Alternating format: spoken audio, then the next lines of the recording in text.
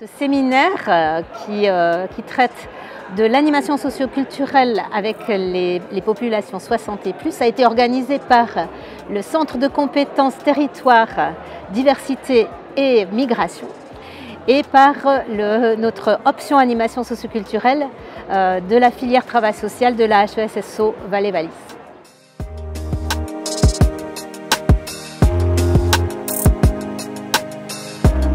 Pour cette journée, il y a à peu près 80 personnes qui sont présentes, dont des étudiants, les membres de l'HES, des professeurs, des intervenants, autant de l'animation socioculturelle que du domaine politique par exemple.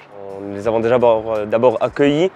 Ensuite, on a décidé de les regrouper pour organiser justement pour ce moment d'accueil. Et l'idée, c'était vraiment de proposer un moment où ils pouvaient déjà commencer à échanger une première fois, à se rencontrer, à discuter ensemble à travers des questions en lien du coup avec la thématique qui allait venir par après, la vieillesse du coup.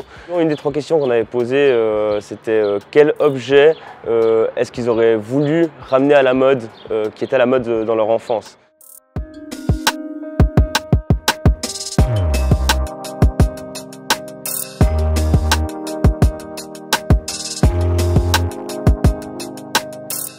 L'objectif de cette journée, c'est vraiment de voir quelle est la place de l'animation socioculturelle auprès des seniors, de changer l'image qu'on a des seniors actuellement très misérabilistes. Les seniors, c'est d'abord des ressources, c'est d'abord des personnes qui nous apportent beaucoup dans notre société. Et quel est le rôle de l'animation pour changer cette image et pour avancer avec les seniors de tous les âges? Parce que 60 plus, c'est 60, 70, 80, 90, 100. On a 3 générations qui sont des populations absolument géniales pour participer, et travailler et collaborer avec.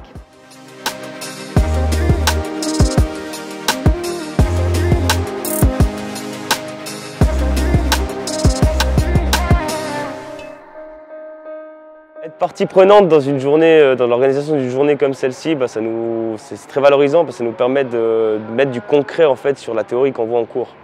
On sera aussi amené dans notre pratique professionnelle à organiser ce genre de journée et à faire le lien entre les personnes. Ce que je retiens de cette matinée, ce qui m'a marqué le plus, c'était la question de l'espace public et qui n'est pas forcément adapté par rapport aux personnes âgées et de réfléchir avec elles et de faire plus de ponts avec les professionnels de l'urbanisme, de la ville.